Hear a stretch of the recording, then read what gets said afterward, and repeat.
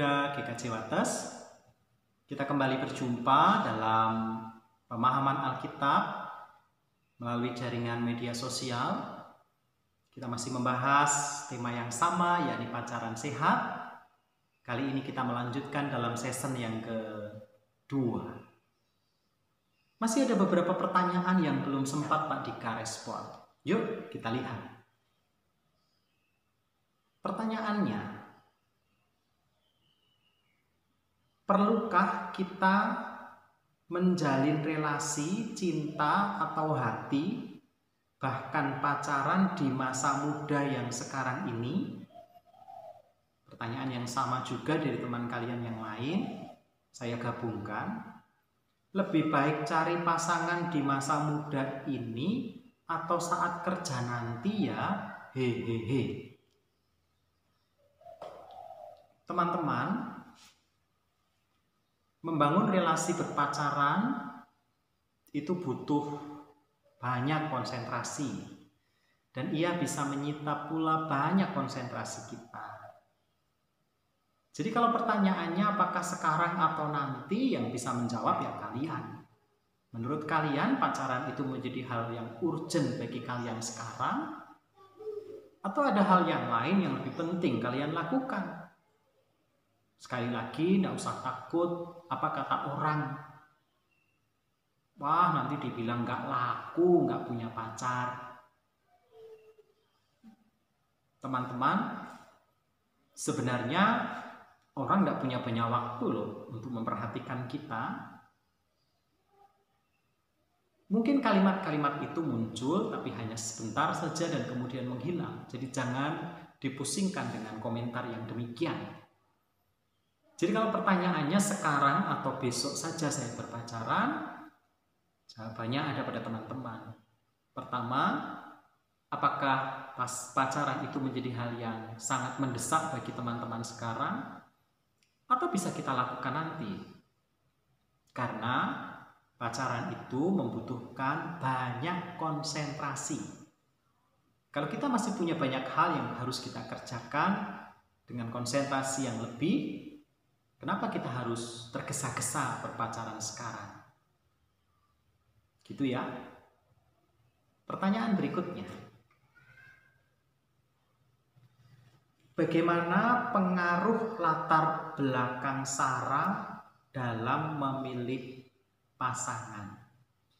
Oke, menarik. Pertanyaannya adalah bagaimana latar belakang Sarah dalam memilih pasangan.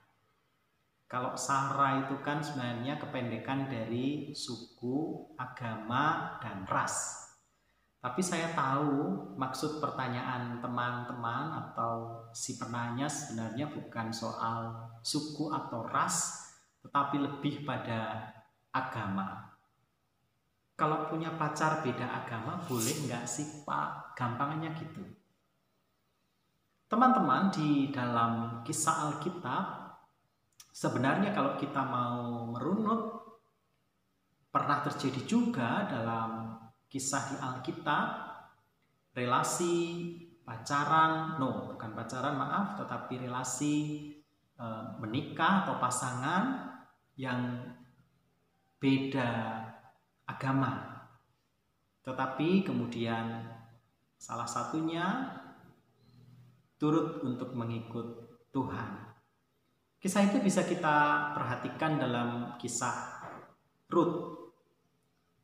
Kita tahu bersama di dalam kitab Rut mengisahkan tentang Naomi, seorang Israel yang kala itu pergi dari Israel karena sedang mengalami kelaparan di Israel, dan ia pergi ke Moab. Nah, di Moab, anak-anaknya menikah dengan orang Moab, dan salah satu dari istri anak Naomi adalah Rut. Jadi Rut adalah orang bukan Israel. Pasca suami dan anak-anak Naomi meninggal, Rut memilih untuk menemani Naomi mertuanya. Mereka kembali ke Israel karena mendengar bahwa Israel sudah mendapatkan berkat dari Tuhan. Dan akhirnya Rut berjumpa dengan Boas yang adalah seorang Israel. Rut bukan Yahudi, Boas Yahudi. Tetapi akhirnya Boas menebus Rut dan menjadikan Rut sebagai istrinya, dan melalui relasi itu Rut pun mengenal Tuhan. Nah, dalam membangun relasi dengan pasangan yang berbeda keyakinan dengan kita, akankah relasi kita itu membawa pasangan kita mengenal kepada Tuhan seperti yang terjadi pada Boas dan Rut? Nah, teman-teman, pikirkanlah itu. Jangan sampai justru kita yang terhanyut dan meninggalkan Tuhan. Tetapi, benarkah kita mampu membawa pasangan kita untuk mengenal Tuhan? Problemnya adalah ketika kita berpacaran dengan lebih banyak perbedaan yang tercipta, tidak hanya perbedaan jenis kelamin, perbedaan ras, tapi bahkan perbedaan agama, akan ada banyak hal-hal yang kompleks yang mewarnai relasi pacaran kita. Jadi bijaksanalah. Kita lanjut ke pertanyaan berikutnya.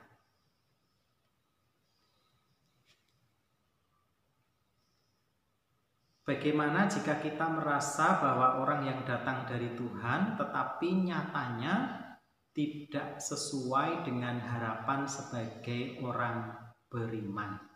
Kita merasa pacar kita nih datang dari Tuhan, tapi kok kelakuannya nggak seperti anak Tuhan ya? Nah, sekarang periksa dulu, kalian tahu bahwa pacar kalian datang dari Tuhan itu dari mana? Jangan-jangan hanya perasaan kita. Kalau memang dalam relasi kita ada hal-hal yang tidak bisa dilanjutkan, ya hentikan saja.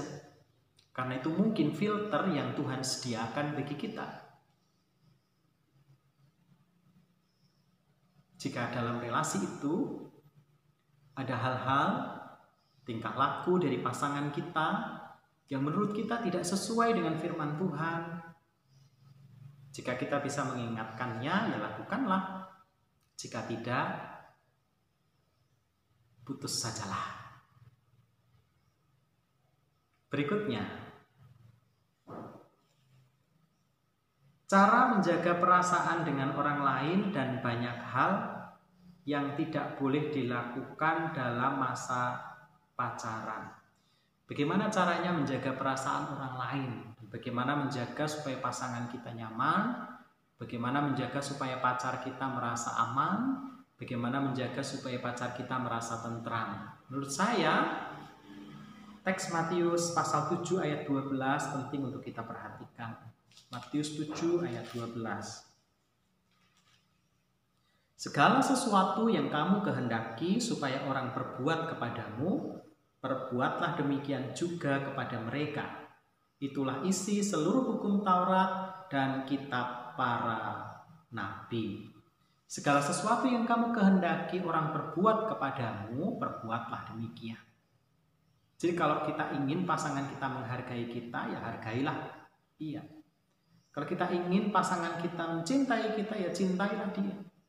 Kalau kita ingin pasangan kita setia pada kita, ya setialah pula padanya. Oke?